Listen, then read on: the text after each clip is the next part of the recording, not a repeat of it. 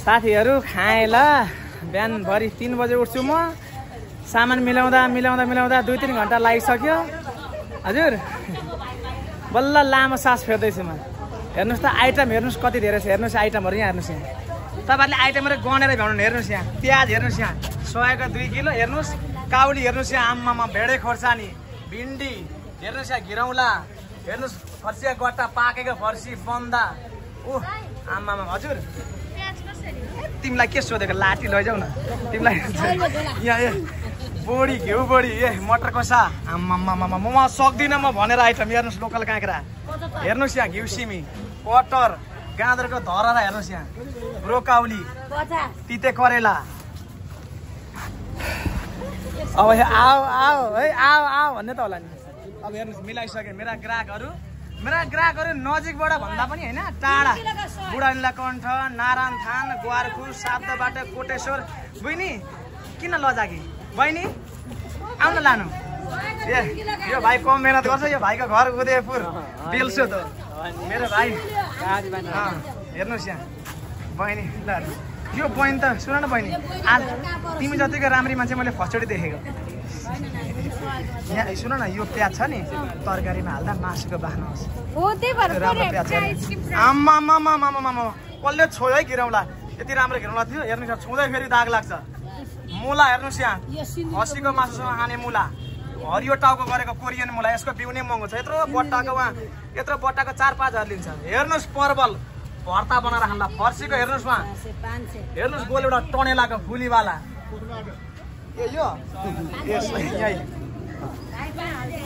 Mobile समाउनुहोस् त हजुर। उठ्नुहोस् त हजुर उठ्नु त एकचोटि।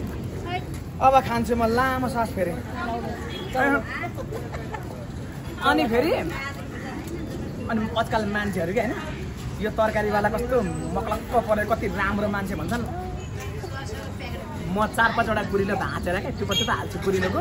अनि घिउ यति घिउ बाउले उहाँ गाउँबाट घिउ पठाइदिएर गाईको घिउ यति घिउवाला झान्छु म लोकल चामलको।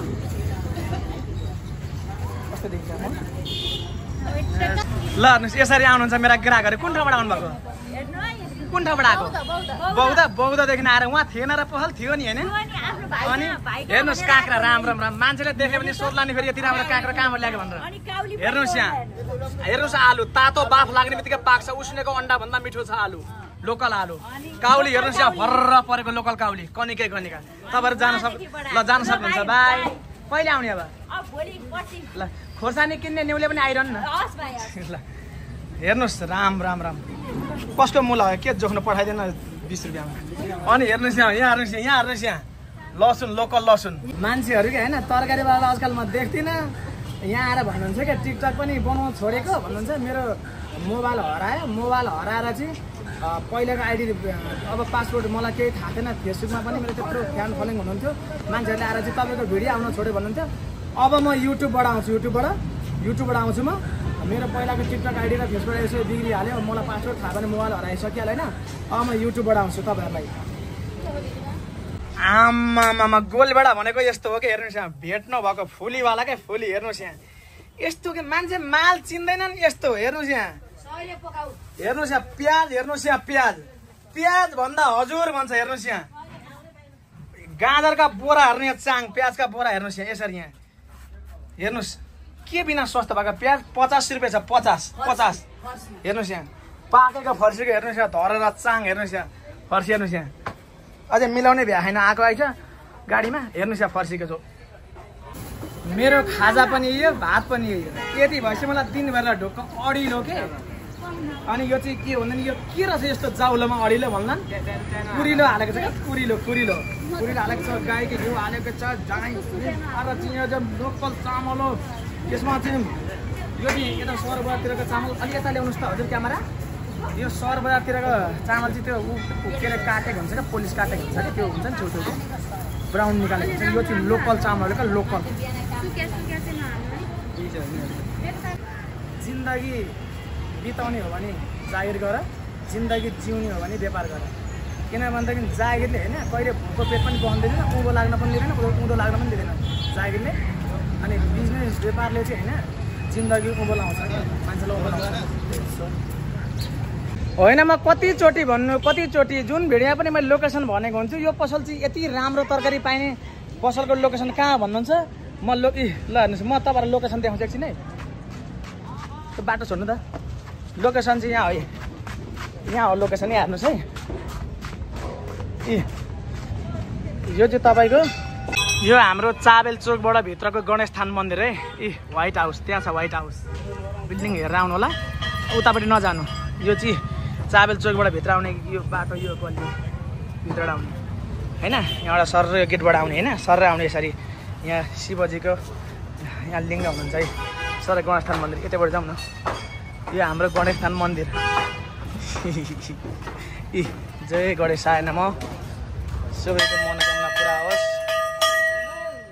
लोकेसन यहाँ हेरिरहनुहोस् है काम त छैन होला होइन यतिखेर के काम हुन्छ हेरिरहनुहोस् नि तपाईँहरू यहाँ ठ्याक्कै यो पछाडिको गेट भन्छ यसलाई भत्केको पुलतिर जाने गेट हो यो होइन हो क्या भाइ हो भन न सर ल हेर्नुहोस् यहाँ मिठाई पसल यहाँ छ है द लभ पोइन्ट यहाँ छ बरु हाउस सर पसल चाहिँ यहाँ हो हेर्नुहोस् यहाँ अनि कुनै बेला चाहिँ तपाईँहरू आउँदा म हुन्न होला होइन कुनै बेला कतिजनाले भन्नुहुन्छ म तपाईँको पसलमा आएको थिएँ तपाईँ हुनुहुन्न रहेछ भन्नुहुन्छ कहिलेकाहीँ कमेन्टमा हेर्छु म अनि दिदी बसेको हुन्छ यहाँ है दिदी बसेको हुन्छ पसल चाहिँ यो है हेर्नुहोस् त्यहाँ गेटको ट्याक्सले म अब तरकारी अर्डर आउँछ नि त कता कता गइरहेको हुन्छु हेर्नुहोस् सामान चाहिँ यही हेर्नुहोस्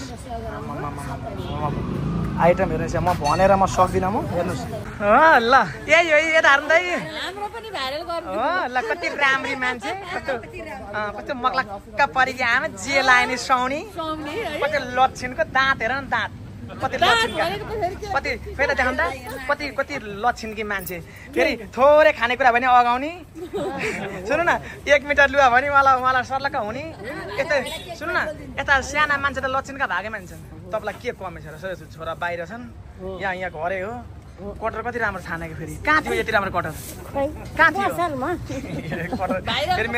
फेरि मेरो सामान चाहिँ पनि राम्रो छ कति हो नि किलो के तपाईँलाई के सोधेको लाज म एउटा कटर के लानु के कहाँदेखि आएको कहाँदेखि आएको तपाईँले यहाँ लानु तपाईँ लानु यो पैसा पर्दैन भने तपाईँले अर्काको 1 रुपियाँ खानुहुन्न तपाईँले लाँदै लानुहुन्न तपाईँ उल्टै दान गर्दै सेवा गर्दै हिँड्ने मान्छे हो